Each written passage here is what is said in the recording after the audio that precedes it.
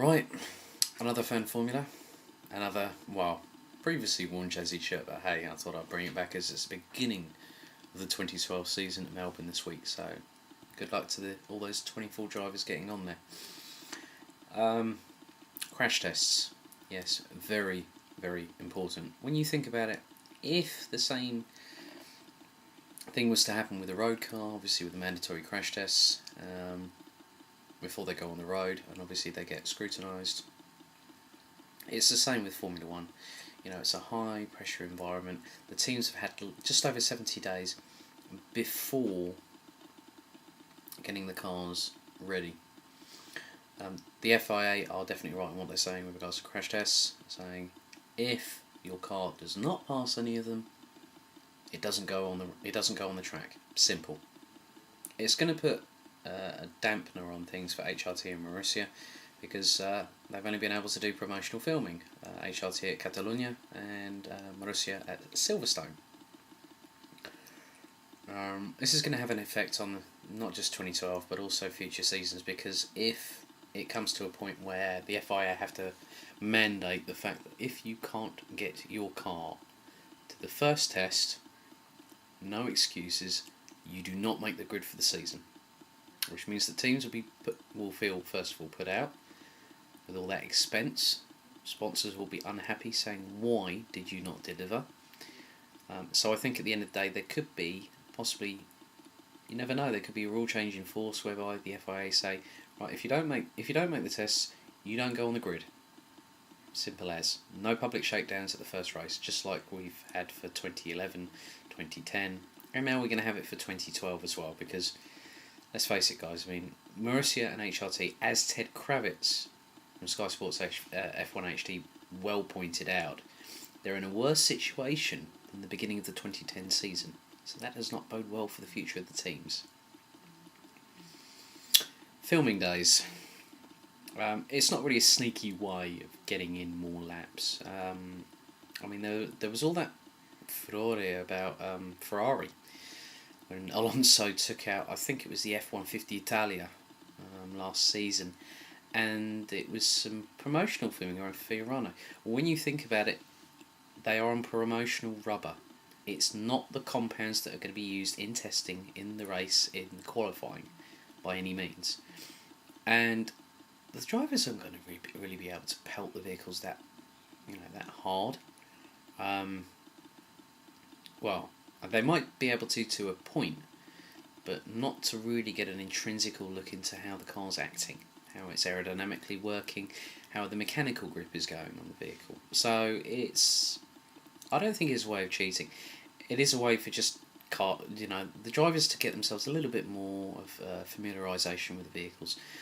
So if you think it's cheating, fine, you're entitled to your opinion, but I just think at the end of the day, if they have the opportunity, it should be at least one session, 90 minutes, that's it, before the beginning of the season. No other time during the season. The end of the European Grand Prix. Yes. I definitely think this will be the case. We'll see the European Grand Prix come off the calendar. Obviously, in 2014, we're going to have the first Russian Grand Prix. So obviously, one of those venues is going to have to make way for that. And then we've also got the alternation between Spa and I think it's either Manicourt or Paul-Ricard, the French Grand Prix. So obviously, Bernie's going to have to make a lot of changes to the calendar to make sure that these new events get put on. And obviously, when we have a Russian driver, Vitaly Petrov, who is heavily sponsored by Russian companies, I think Sibur, which is a petrochemical company, is sponsoring Caterham this season. So obviously they're thinking, right, we've got an opportunity here from a Russian perspective in the fact that we are getting our company promoted via Formula 1. But then Caterham can look at it and say, right, this is an opportunity for us to sell our cars, our product, over there. And so I think, yeah, I mean, Valencia isn't, let's put it bluntly, Valencia is not the most exciting. Sorry about that, was my phone again. Keeps on interrupting me at least at the worst times. But I think, yeah, we should really, you can't call it the European Grand Prix and it's being held in Spain. I mean, let's face it, we did have a European Grand Prix before, which was in Donington, but that only ran for 1 year. So really it should be a Spanish Grand Prix, and the European Grand Prix should be in some ways dissolved, because you can't have a great facility, but obviously located in Spain, as designated as a European Grand Prix. But Catalunya is a good circuit as well, so I mean it should be alternated between the two. And I think at the end of the day, I would rather see the cars go around Catalunya, because that's where they test as well. So the teams have really got the mileage there. It's just a case. Oh, excuse me. It's just a case of who can use the testing time to their advantage, and that will show later on in the season as well. Liveries. Yes. What's the nicest looking one on the planet? I'm going to say this, and I'm going to be honest. I'm going to talk about the one that I hate first. Hispania.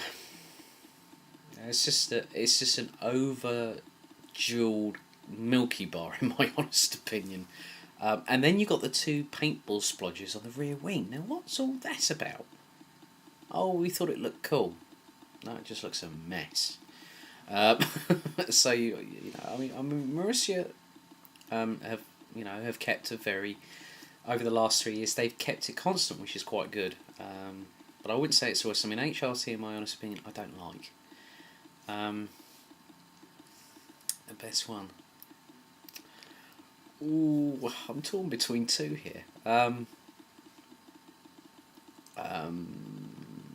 McLaren, I think, is a very, very close second to my favourite. I'm going to say Lotus for the E20, because of the fact that I watched Formula 1 in the 80s, when Ayrton Senna was actually driving for Lotus in '85, when he got his very first Grand Prix victory with Lotus, with the John Player Special Type Regalia, which was the gold and black, in Estoril in 1985.